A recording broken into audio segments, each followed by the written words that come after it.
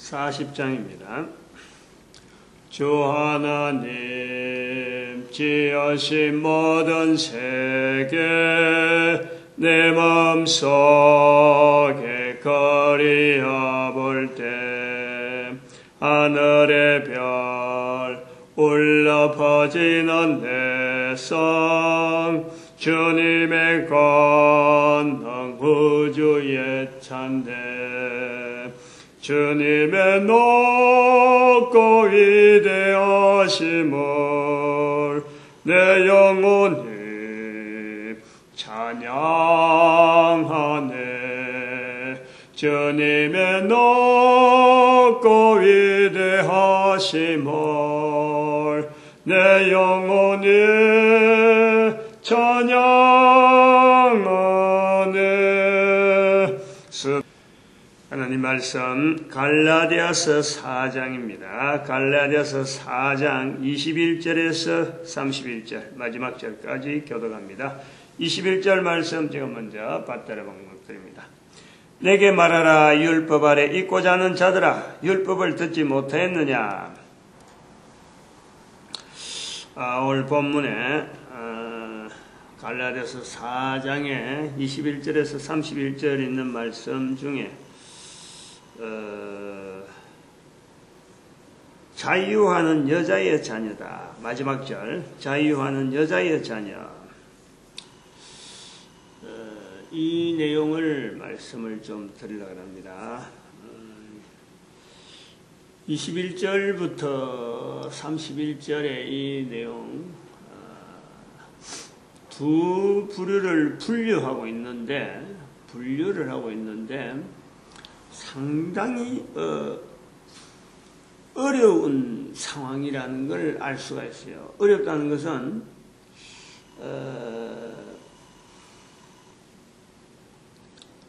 믿음이 왔다. 3장에서 3장 23절에 믿음이 오기 전에 이제 믿음이 왔다라는 건데, 믿음을 설명을 할 수 있느냐? 믿음이 말로서 설명할 수 있느냐? 뭐냐면은, 우리 사람들이, 한 사람이 어떤 사물을 인식하고 또 받아들이고 지식, 체계, 말을 하면은 그 말을 알아듣고 하는 이런 과정은요, 이게 언어라고 하는 이 통로를 통해서 전달이 되어지고 받아들여지고 하는 거죠. 근데 언어가 통일이 되어진다는 것은, 언어가 통일은 이게 서로 간에 공감을 한다, 알아듣는다, 지식 전달에 어느 정도 체가 되어진다는 것은 우리 인간들이 있는 이 분야 중에서 지, 정, 이, 신 네 가지 분야가 있단 말이에요. 우리 한 인간의 인격체.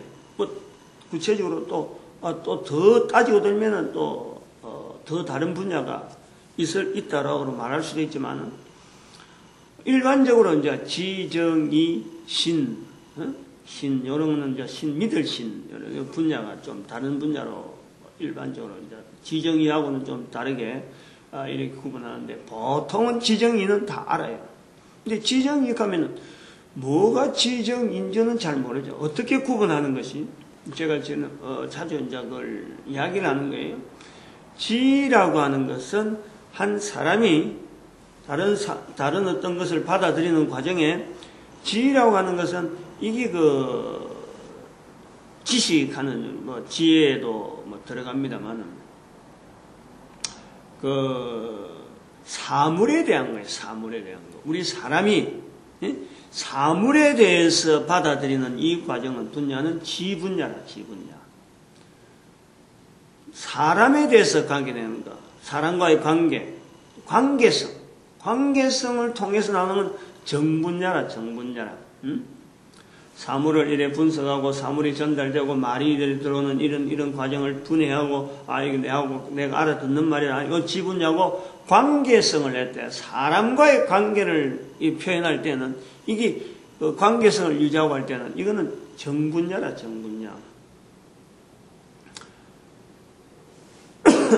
어분야는 사회 분야에서 내가 속해 있는 환경, 내가 속해 있는 사람도 그렇고 사물도 그렇고 내가 속해 있는 모든 환경, 내가 지금 살아있다는 것, 계속해서 내가 변하는 것, 이런 과정에 나타나는 습관이나 버릇들, 내가 지향하는 어떤 목표, 어떤 이 행동으로 나오는 이 삶의 형태, 이게 어라고, 그런 게 어라고. 그럼 신분야는 전체를 다 어울려서 결과적으로 우리 인간이 나타내야 될 어떤 대상, 그건 하나님이라 하는 신에 대한 분야를 우리는 신분야라고 그래요. 믿을 신. 여기는 그 신은 하나님 신, 사람을 만드신 신, 뭐 이렇게 신 분야를 우리가 두는 거예요. 그러면 믿음이라고 하는, 믿음이 왔다. 믿음이 오기 전에 3장 23절에 믿음을, 이거를 설명을 내고 나타낸 게 어떤 게 믿음이다. 지금 믿음이 오기 전에 믿음에 대한, 믿음이 온다, 믿음에 대해서 이거 지분야에, 믿음은 신분야의 일입니다. 신분야의 일, 지분야가 아니에요. 그런데 이 지분야에 있지 않는 신에 있는 부분을, 신분야에 있는 것을, 지분야를 대체로 다 설명을 다 해내는 거예요. 다 사람들이 다 하는 거예요. 정분야도 설명하고 어분야도 설명하고 지분야를 통해서 전체를 다 내가 표현을 해낸다니까. 물론 정분야도 지분야에 있는 내용을 갖고 관계성을 맺으려는 것을 자꾸 구구셈, 그건 지분야잖아. 예를 들면 구구셈. 근데 이거를 내 삶 속에 이것이 내가 어떻게 관계된다는 것을, 관계성을 자꾸 맺어가는 건요, 이게 정분야라. 마찬가지로 이걸 습관으로 나타내고 행동을 나타내고 삶을 나타내는 것은 어분야가 다 있고, 이런 것이 왜 내한테 왔을까 하고는 자기 어떤 믿음, 하나님과의 관계성 속에서 이 믿음을 이렇게 정리해 나오는 어떤 신분야를 받아들이는 이런 과정. 이게요, 지정이 신이 한 사람한테, 요거는 지분야는 이 사람한테 믿고 정분야는 이런 게 아니고, 각 사람마다 다 다르고, 지분야도 사람마다 레벨이 다 다르고, 정분야 다르고, 지정이 신의 이 전체가 각 사람마다 그 분야, 어떤 포션, 이게 다 틀리고, 워낙에 세미하게 틀리기 때문에, 전 인구 70억이 아니라 수백억이나 수천억이라는 인구가 와도요, 사람이 있어도 이 사람의 이 관계가 다 다른 거예요. 다 분야가 다 다르고, 다 그 사람의 특징이 다 다른 거예요. 그런데 이런 과정이 있는데, 신분야에 있는 것을 지금 지분야 쪽으로 표현하는 이런 형태인데, 이제 요 부분이 왜 어렵느냐? 그것도 힘드는데,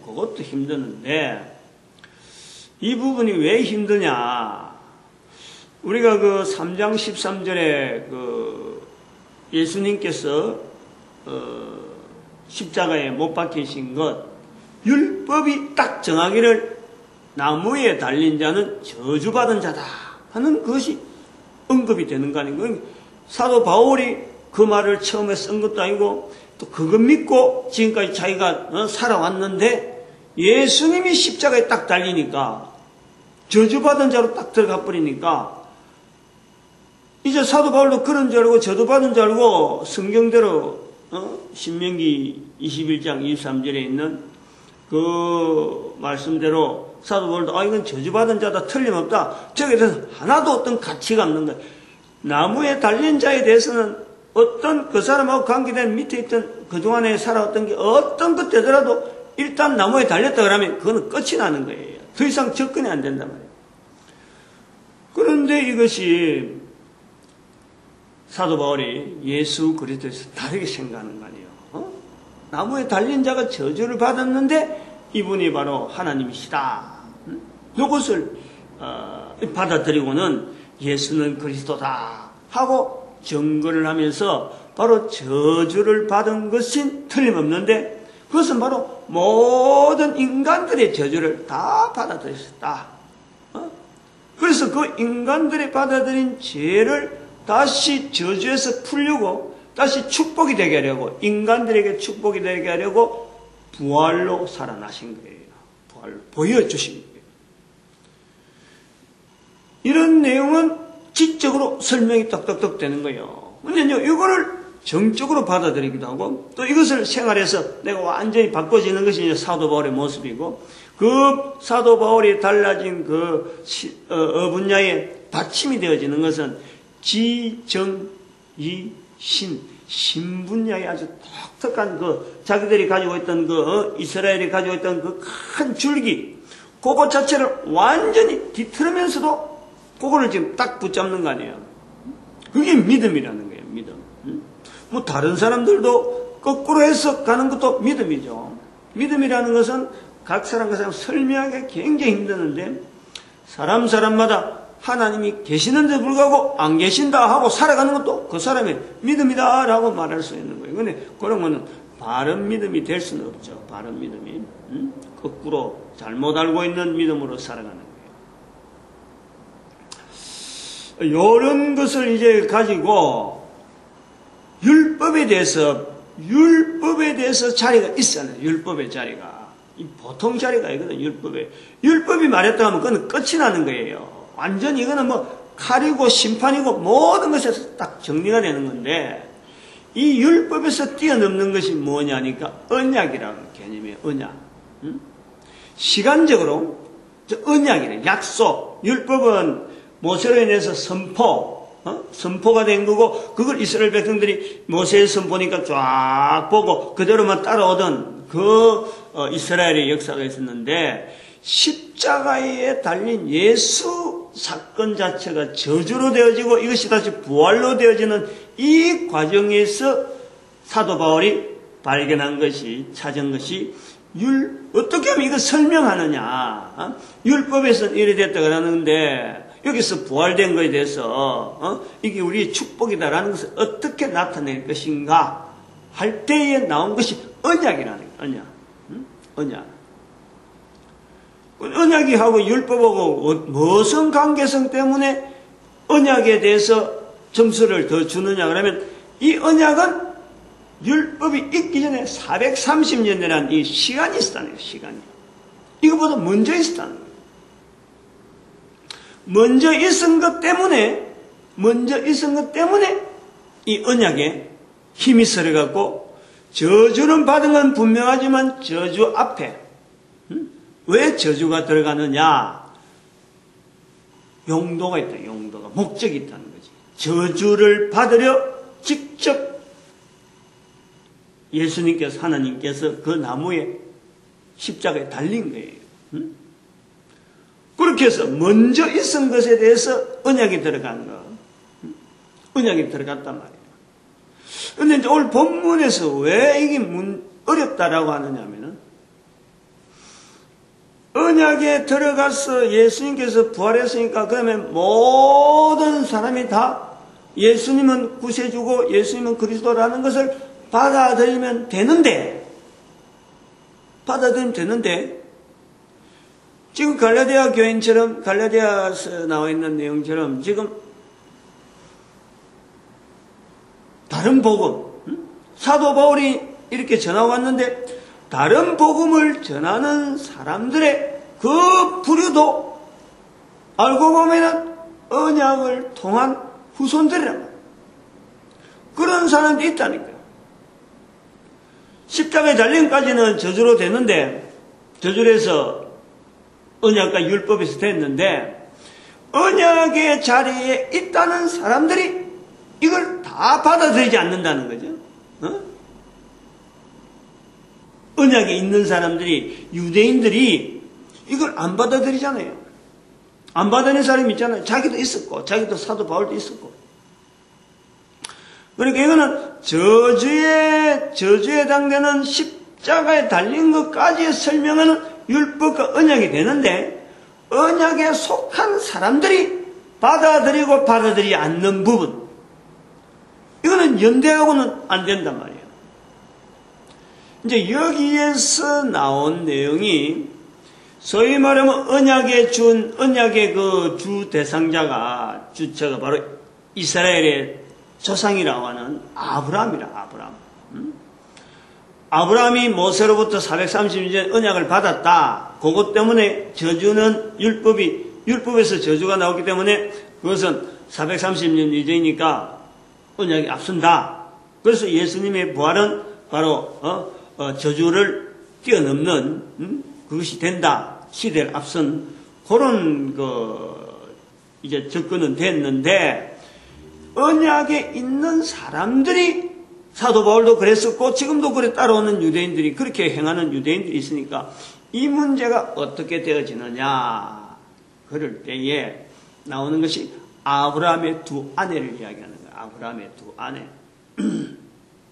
그래 하면서 이거를 사도 바울 자체도 이게 그럼 언약이냐 안 그러면 뭐 율법이냐 이런 내용을 갖고 하는 건 아니잖아요. 그건 사도 바울이 지, 정, 이, 신 분야 전체를 통해서 다른 사람들도 지, 정, 이 분야가 신 분야가 다 있어서 다 그렇게 해서 이스라엘 백성들이나 헬라 사람들이나 로마 사람들이나 그 지역의 모든 사람들이 그래서 살아오는데 사도 바울에게 있어서 이 내용까지를 자기는 고민을 해보다가 나름대로 받은 거예요. 잡은 거예요. 아 이거다 하는 잡은 기랍니다.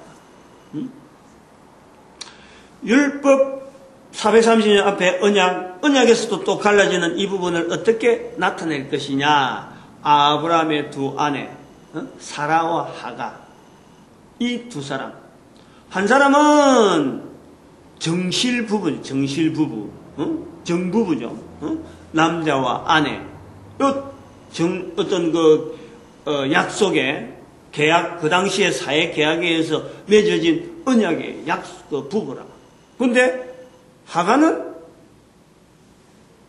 부인이 아내를 취해라. 아들이 없다 보니까 아내를 취해라. 자꾸 아브라함은 내 아들 가는데 자기한테는 아들이 안 나오다 보니까 애를 못 낳다 보니까 그렇게 자기 밑에 있는 몸종을 줘가지고 아내로 삼아라.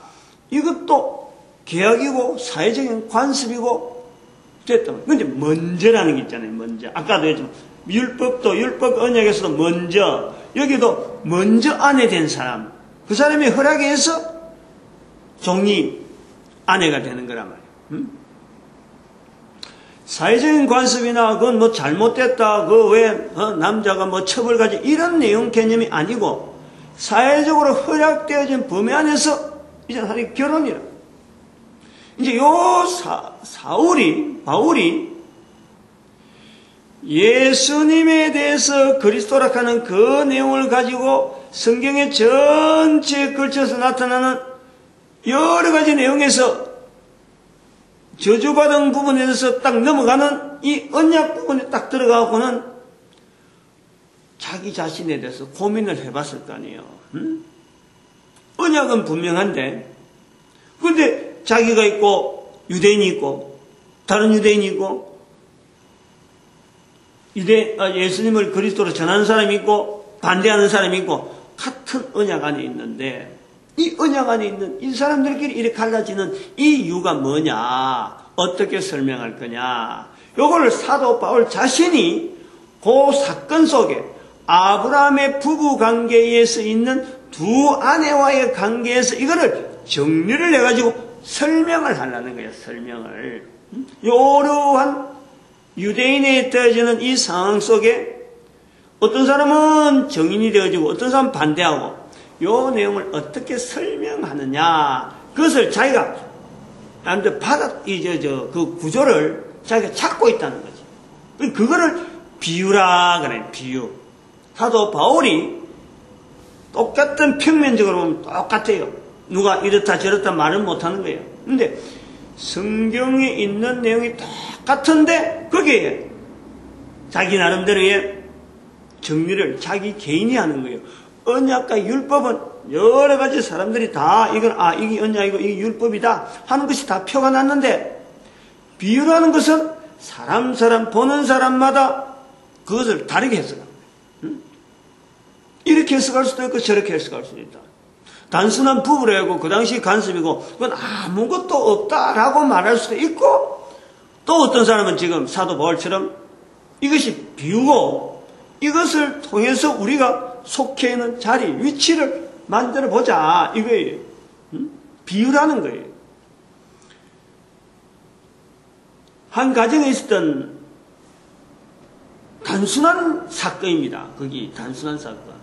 근데 이것을 이스라엘의 전체 이스라엘 가운데요, 2000년 가운데에서도 2000년 지금 이 말씀이 기록하기 전에 아브라함 시대 이후로 이 내용을 가지고 이스라엘의 사회를 어떻게 유지하면서 이것이 아주 중요한 하나님이 우리를 인도하는 아주 중요한 방향이기 때문에 이렇게 해야 된다 저렇게 해야 된다 이런 걸 가지고 적용하는 것은요 드러나지 않아요. 우리는 잘 몰라. 근데 이스라엘 사람들은 이걸 좀 알겠죠. 그러나 2000년이 지나고 난 뒤에 사도 바울이 여기에 기록한 이유로는 신약 성경에 이 내용을 갈라디아서에다 기록하고 난 뒤에는요, 그 사건을 보는 내용이 눈이 확 달라지는 거예요. 완전히 달라지는 거예요. 완전히. 여기에 사도 바울이 갈라디아에 율법, 언약 작성 중에서도 갈라지는 이 내용을 비유로 설명하는 그 한마디에 시각이 달라져 버렸어요. 사도 바울 이후로 그 사라와 하가의 사건을 바라보는 시각이 달라진다니까. 완전히 달라요. 우리는 이 내용을 근거로 해갖고 읽을 때마다 사라와 하가를 읽을 때마다 구분되어지는 두 사람의 위치를 같이 비춰서 보는 거예요. 바울이 표현했듯이 비유로 표현하는 이 표현 가지고 우리가 읽는 거예요. 이제 이러한 것을 설명하는 이제 요 내용이 상대방이 이스라엘 사람들이 성경을 읽을 때는 율법과 언약까지는 이게 비교가 되는데 이게 차별을 되는데 비유로 가지고 나가는 이 부분을 다른 사람들에게 신분야에 접근시키려고 하는 이 지분야의 시도 이게 보통 어려운 게 아닌 거예요. 그 당시 사람들이 이걸 한번 들었다고 해서 갈라디아 사람들이 이걸 하면 사도 바울이 비유라 해서 저것다 해서 사람들이 듣고 그렇는가 사도 바울이 그랬으니까 우리가 다 그렇게 알자 이렇게 응답하리라고는 어림도 없어요. 그거 기대는 못하는 거예요. 그러나 기록된 것으로 통해서 그 후대에 있는 우리에게는 이게 엄청난 영향이 있는 거예요. 엄청난 영향. 그리고 여기에서 나오는 비유에서도 받으려고 하는 이 어떤 위치는 뭐냐니까 어떤 사람이 약속의 자녀에 대한 그 약속이라고 하는 그 자체 언약이라고 하는 이거 자체에 언약의 중에서도 언약이라고 하는 어떤 보편적인 어떤 이것도 약속이란 말이에요. 하나님의 약속. 그런데 그 약속이 흘러가야 되는 부유. 그 둘 중에 언약 속에서도 그 언약이 모든 사람한테 다 적용이 되어질 수 있지만은 지금 현재 유대인들 중에서 갈라져 있는 이 모습에서 두 언약을 받아들일 거냐, 언약을 거부할 거냐, 요 두 사람을 바로 하가와 사라로 이렇게 본다. 받아들이는 사람을 하가의 후손으로, 받아들이는 사람을 사라의 후손으로, 본처, 받아들이지 않는 사람을 하가의 후손으로, 이집트 사람이라고 하는, 애굽 사람이라고 하는 하가, 구약에는 하갈이라 나오는데 여기는 하가라 이렇게 표현하고 있죠. 이스마엘의 엄마, 아브라함의 아들이면서 이스마엘의 하갈의 아들 되어진 이스마엘, 거기에서 그 애굽의 여인이란 말이에요. 우리가 요걸 우리가 이래 보면서 그 대칭하고 있는 이 부분이 있어요. 약속도 흘러가는 약속이 있고, 약속이 막혀버리는 거예요. 약속이 끊어져 버리는 거예요. 요 두 가지 언약 중에서. 근데 여기서 이제는 또 구조가 무슨 구조가 있냐니까 아브라함 시대는 없었는데 바울이 바라볼 때에 그동안에 흘러온 이스라엘 가운데에서도 하나의 상징적인 사건이 있는 거예요. 이스라엘은 예루살렘을 성지라 그러고, 예루살렘을 성지라 그러고, 이스마엘 사람들은, 이스마엘은 그 하가로부터 내려온 사람은 율법이라고 하는 그 잉태된 곳, 율법이 잉태된 곳, 율법이 선포된 곳, 시내산이 시내산. 시내산이 있어요. 바울이 아브라함 시대는 그걸 안 했는데, 아브라함 시대에 어떻게 보면 아브라함의 생활 환경, 삶의 환경, 그 환경 자체가 예루살렘 근처였다는 거예요. 예루살렘 근처. 한 3일 정도 가면은 모리아산이라 하는 그것이 예루살렘이라. 아브라함이 언약의 자손, 언약의 어떤 모처로서, 어떤 통로로서 이스라엘 백성들에게 언약을 주어진 건데, 그 예루살렘이, 그 당시에는 예루살렘이 뭐 그렇게 유명할 줄은 아브라함 몰랐단 말이에요. 그 나중에 그것이 다윗 시대 이후에 이제 그게 드러나는데, 이스라엘 백성들이 그 수천 년 살아오면서 그 예루살렘하고 막 아주 자부심을 가지고 있던 그 도시를 아브라함이 살았다고 하는 그 환경 자체에 연결하는 거예요. 그 환경, 아브라함으로 주어지는 그 예루살렘이라는 환경이 주어지는 그 내용이 율법이 선포되는 시내산은 저 밑에 있는 거죠. 시나이 반도 저 밑에, 아라비아 사막을 저 밑에 지나가지고 거기에 있는 게 지금 예멘국 밑에 있단 말이에요. 모슬이 거기에 페르시아만인가 그 앞에 툭 불러지는데 거기에 있단 말이에요. 그래서 아주 상징적으로 지형적으로 굉장히 중요한 지형으로 되어 있는데, 지금 요 당시에는 그냥 하나의 상징적으로 예루살렘과 시내산을 비교하면서 예루살렘이 위에 있다는 거예요. 시내산은 밑에 있다는 거예요. 언약과 율법을 이야기할 때도 앞서 있었고, 예루살렘과 시내산을 이야기할 때도 위에 있고 아래에 있다. 지금 그 부분이에요. 위치적으로 위에 있다. 위에 있고 앞에 있고 먼저 됐기 때문에 선행 어떤 내용, 이거를 사람들한테 강조하고 있다 이거예요. 이런 조건에서 약속 있는 자녀의 그 자기들의 살아가는 삶의 위치가 똑같은 언약이라도 언약을 받아들이는 자, 언약을 받지 않는 자에 대한 모습으로서 사라와 하가를 구분하면서, 사라에게서 이삭은 살았던 그 삶의 근거가, 환경이 언약의 삶의 형태되어지는 예루살렘 주변이었다면, 사라가 살았던 그 환경의 주변은 바로 시내산이라고 하는 저 밑에 있는, 나중에 결국 쫓겨났다는 거지. 광야에서 쫓겨났다는 거예요. 사라에 의해서 하갈이 그 모자가 쫓겨난 것에 대해서, 구분되어진 것에 대해서 지금 표현하는 것이 언약의 자녀들 중에서도 다 되는 게 아니고 받아들이는 자가 있고 받지 못하는 자가 있고, 그래서 이 받아들이는 자다 하는 이 개념에서 자유하는 자다. 자유한 자. 하갈은 종된 자고 여기는 자유하는 자다. 이렇게 표현하는 것이 자유하는 여자라는 거예요. 자유하는 여자. 그냥 노예에서 해방시켜 준 것이 아니고,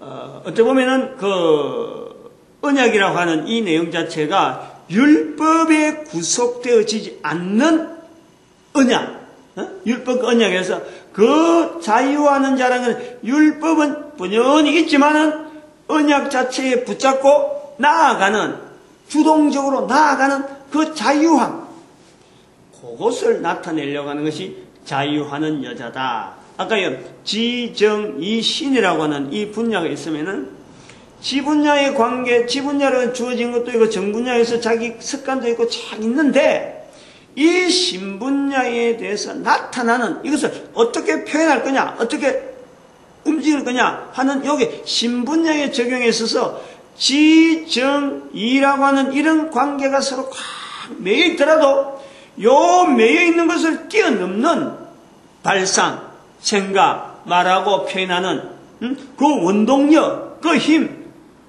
자기도 당하는, 자기도 뭐 어떻게 놈들 하는 것처럼 벗어나서 특별한 위치에 있어서 자유하는 것이 아니라 지정이신, 다른 사람이 느끼는 거 똑같고 알고 있는 감정이나 여러 가지 가 있지만은 요 신분야의 독특한 어떤 자리, 요거를 붙잡고 있는 요 위치가 바로 자유하는 여자다 하는 표현으로 지금 여기서 나타내려고 한다는, 이 21절 이후에 나온 이 내용이 간단한 그 짧은 부분인데, 사도 바울이 예루살렘 이스라엘이라고 하는 전 역사, 2000년의 역사를 지금 포함하면서, 그리고 또 한편으로는 그런 다른 사람들은 생각지도 못하는 어떤 특정한 분야에 자기 나름대로 그 자리를 둔 것이 평소에 생각하고 있던 것이 지금 갈라디아 통해서 나타나는 거예요. 나타나는 거예요. 요거는 전도하려고 하는, 적어도 전도하려고 하는 현장을 가지고 계속해서 고민하는 사람들에게는요, 누구나 이러한 일들이 나타나는 거예요. 항상 하는 이야기지만은 사도 바울이니까 이러는 건 아니란 말이에요. 누구에게든지 가는 거예요. 그것이 바로 하나님께서 우리 지정이신을 이런 인격체로 가지고 구분하는 지정이신이라 하는 이거 자체도 사실은 지분야죠, 지분야. 우리의 인격체를 이렇게 표현하려고 하는 이런 내용인데, 이 한 사람 한 사람의 그 능력이라는 것은요, 우리 소홀히 보면 안 되는 거예요. 아니야말로 누구는 대통령 하니까 큰 능력이 있고, 누구는 야간에 어디 쓰레기 모으러 다니는 그런 사람이니까 능력이 없는 이런 게 아니에요. 우리 한 사람의 그 인격과 한 사람의 가치, 한 사람의 능력이라는 것은요, 사도 바울에게 있는 이 능력이 사도 바울에게 있느냐? 어림도 없어요. 모든 인간들이 다 가능한 거예요. 다 가능한 거예요. 응? 한 톨의 씨앗이, 대한민국에 떨어지면 수백 배 열리고, 저 다른 데 가면은 안 열리느냐? 똑같은 체질에, 똑같은 토양이라고 하는 비슷한 기후만 돼도요, 씨앗 자체가 가지고 있는 그 힘은 열매 맺도록 되어 있는 거예요. 벼씨 같으면 벼대로, 마늘이면 마늘대로 늘어오는 게, 이게 힘이 말이에요. 열매 맺는 배수는요, 똑같죠, 똑같죠. 껍데기가 될지 안 될지, 그거는 그 기르는 그 환경에 따라 다르겠지만요, 열매가 다 나오는 거예요, 열매가. 우리 한 사람의 이 인격이나 이 가능성, 이 체질을, 우리가 알고 있는, 기존에 알고 있는 지분야에서, 정도에서, 우리의 인격 수준을 낮춰버리면 큰일 나는 거예요. 그 지분야라면요, 사람의 관계가, 아까 지분야는 물체만 보는 거거든, 물체와 관계된, 사물하고 관계에서 지분야인데, 이걸 갖고 사람을 평가해버리면은, 사람의 수준이, 이게 또또또또또, 단계가 어마어마하게 나오는 거예요. 70단계가 나요, 70억 단계가. 그러나 이거 전체를 하나로 딱 하나님이 만드셨다 보면 모든 사람의 능력은요, 하나에 하나. 다 그 사람에게 나타날 수 있는 건요, 다 어마어마한 거예요, 어마어마한 거예요. 근데 여기에서 우리가 또 나타날 부분이, 이제는 그런 약속의 분야에 따르는 사람이 많으냐, 적느냐, 이 부분을 이야기하는 거예요. 적더라도, 맞다 이거지, 적더라도. 그 부분을 이야기할 때, 그렇지 못한 여자, 잉태치 못한 여자, 요 이야기가 나오는 거예요. 즉, 자손이 적다. 남편 없는 자의 자녀가 남편 있는 자의 자녀보다 많다. 속 말하면 싸움을 일하고 전쟁이 나서 지금 어렵잖아요. 그 당시에 사람들은 그렇다면 전쟁이니까. 그래서 남자들이 전쟁에서 많이 죽거든. 그러니까 여자가 많은 거예요. 상황이 그런 거예요. 그래서 남편 있는 아내가 적다고, 남편 있는 아내의 자녀가 적다고, 여자의 자녀가 적다고, 그것이 약속의 흐름에서 끊어지는 사람의 모양은 아니다. 적더라도 거기에 흘러간다. 이제 그 부분에 잉태치 못한 자여, 구로치 못한 여자여 하는 이 어떤 축복의 말을 듣는 거죠. 더 나오는 거죠. 이 설명이요. 이런 내용의 설명을 안 하면은 이 부분 방금 인용한 잉태지 못한 자요, 그렇지 못한 자요, 복이 있다는 이런 표현은 이게 얼토당토 안 되게 지금 들어가는 거죠. 이 내용이 나와서는 안 되는데 지금 들어있는 것처럼 되어 있는 성경이란 말이에요. 그러면서 한편으로는 우리가 위로를 받아야 될 여러 분야를 생각해 보는 거죠. 여자들 중에서 잉태치 못하고 구로치 못한 자를 축복할 수 있느냐? 뭘 가지고 축복하겠어요? 뭘 가지고? 그들에게. 근데 이 성경을 자세히 보면요, 붙잡아야 될 때를 붙잡으면요, 그거 자체가 잉태치 못한 것 때문에, 구로치 못한 경험 때문에 다른 사람들 앞에는 애도 못 낳았다는 이런 사람, 또 어떤 사람은 결혼도 못한 사람이 있을 거 아니에요. 결혼도 못하고 지금 살아가는, 어제도 뭐 전화 와갖고 남자가 40이 넘었는데 참 좋겠습니까 하고 내한테 전화를 하는데, 제가 엄마가 바른 모습을 보여라. 그래서 엄마를 통해서 아직도 시간이 있으니까 한번 좀 기대를 할 수 있도록 해봐라. 엄마가 근사라 그러면서 해야 될 일을 안 하고 엉뚱한 데 신경 쓰다 보니까 애도 막 재산 다 날리고 좀 그래 돼 있더라고. 하여튼 그래서 그런 부분을 나이 많고 결혼 못한 사람들 이제 뭐 다시 결혼이라는 건 두 번도 생각 못하는 그런 사람들이 있을 거 아니에요. 그럼 그런 사람들은 그렇지 못한 자, 잉태지 못한 자라 하는 이 부분이 분명히 따라가는데 오늘 본문상 성경에는 그들에게 축복하잖아. 축복. 우리의 이 삶의 환경에서는요, 축복받지 못할 환경에 있는 사람이 아무도 없어요. 다 가능하다니까. 이제 거기서 방향을 어디로 보느냐 이거죠. 어디로. 무엇을 봤을 적에 다른 사람들에게 누구든지 이 객관적으로 볼 때 지정 이 분야를 볼 때에는 철저하게 내가 잘못된 부분이고 지적도 하고 비교가 되는데 신분야로 딱 갖다 대버리면 그게요, 어마어마한 반전이 나오는 거예요. 반전. 그걸 지금 이야기하는 거예요. 뭐 여자가 생산해야 자녀가 나오는데, 자녀가 생겨서 그래서 인류가 유지되는데 생산하지 못하는 자체를 축복하는 건 아니란 말이에요. 그렇지 생산해야 되는데 생산을 못해온 경험이 있는 사들, 평소에 그것 때문에 얽매여 있잖아요. 근데 그들에게 지금 축복할 수 있는 통로가 있다. 그 사람이 가지고 있는 개인의 환경에서 말하는 거지, 결혼 못하고 장가 못 들고 있는 사람을 축복하는 그것 전체를 이야기하는 게 아니라 개인의 독특한 사연이 있고 독특한 여러 가지 사정이 있는 그 사람들이 적어도 그런 과정에서도 축복받을 수 있는 어떤 이렇게 실마리가 주어지는 그걸 이야기하는 거예요.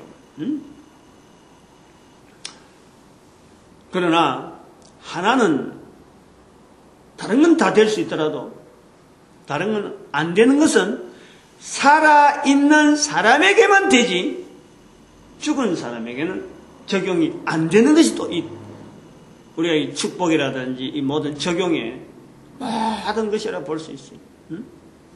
그 중에서 우리가 살아있는 동안 조심해야 될 부분은 뭐냐면은 바로 자살이에요. 자살. 자살은요, 안 되는 거예요. 자살한 사람을 어느 누구든지요 축복할 수가 없어요. 자살이 아주 이게 우리가 예사로 볼 수 있는, 그러니까 나는 절망이다, 나는 절망, 아무것도 없다라고 하는 자기의 죽음, 자기 스스로가 목숨 끊는 이거는요, 절대 자기가 아닙니다. 절대, 우리가 볼 땐 자살이지만, 이 절대 자살이 아니에요. 타살이야, 타살. 어디에서 타살이냐? 악한 사탄을 받아들인 거예요. 악한 사탄을 받아들인. 창조주 하나님을 받아들여야 되는데, 살아있는 동안에 우리에게 주어진 기회가 이 창조주 하나님을 받아줘서 우리가 받아들여야 아까처럼 구로치 못한 자라든지 해산치 못한 자에 대한 그 위로와 기회가 주어지는데, 여기에 사탄을 받아들이면요 안 됩니다. 사탄을 받아들인 그 상태가 바로 자살이에요. 자살은 어떤 내용을 갖고도 위로할 수 있는 말이 나와서는 안 되는 거예요. 자살한 사람에 대해서는 특별히 강조를 하는, 특별히. 그거는 아주 이게 지대로 안 돼갖고 말이에요. 교회에서 이 선포가 지대로 안 돼가지고, 사람들 함부로 자살하게 만들고, 그런데도 아무 소리 안 하고, 뭐, 탤런트가 죽었다, 자살했다, 뭐, 경제인이 죽었다, 대통령이 죽었다, 그러는데도 불구하고, 이걸 말 못하는, 교회가 시시하고 있는 이 부분은요, 교회가 철저히 회개해야 될 부분. 철저히. 아무튼 오늘 본문 통해서, 우리 참, 사도 바울이 이런 표현을 했기 때문에 그 뒤에 달라진 우리의 시각, 위로받는 사람이 얼마나 많은지 몰라요. 그런데 이런 것은 우리에게도 가능하다. 제가 하는 것은 누구에게든지 가능하다. 하나님 앞에서 지어진 것에 대한 분명한 것을 가지고 우리가 다른 사람들의 참 축복할 수 있는 이런 면을 바라볼 수 있다는 건요, 사도 바울에게뿐만 아니라 우리에게도 얼마든지 주어질 수 있는 이 전도자의 삶이다. 그래서 전도자의 삶이 되어진 것에 감사하고, 또 모든 교회가 이에 대해 하나 되어지기를, 이 일만 할 수 있도록 교회가, 그리고 대한민국 우리 민족을 축복하셔서 참 이 어려운 시기, 참 이 어렵다라고 하는 것을 우리가 경제로운 경제로 볼 수 있지만은 또 이런 좀 다른 사람들에게 올바른 길을 걷게 하기는 이 종교인의 이 위치에서 이렇게 보면요, 참 경제인들이 보는 어려움보다도요 더한 어려움이 있어요. 더한 어려움. 근데 그럼에도 불구하고 이걸 헤쳐나갈 수 있는 하나의 또 길로서 사명을 보는 거죠. 우리 민족의 사명이 있으니까 이 어려움을 어쨌든 견디지 않겠느냐, 그렇게 보는데, 이 우리 모든 국민들이 공감을 해야 돼요. 사명에 대해서. 사명이 있기 때문에 우리가 분명하게 있어야 될 이유고, 또 이 어려움 자체가 계기가 되어지고 어떤 변수가 되어지는 거지. 그 사명 없으면 그냥 뭐 휩쓸려 넘어가는 거예요. 그래서 자꾸 깨닫게 하려고 이런 표현이 자꾸 나오는데, 어떻게 뭐 참 잘 받아들이길 바라죠. 오늘도 우리가 축복하는 시간으로 주여 삼창합니다. 주여!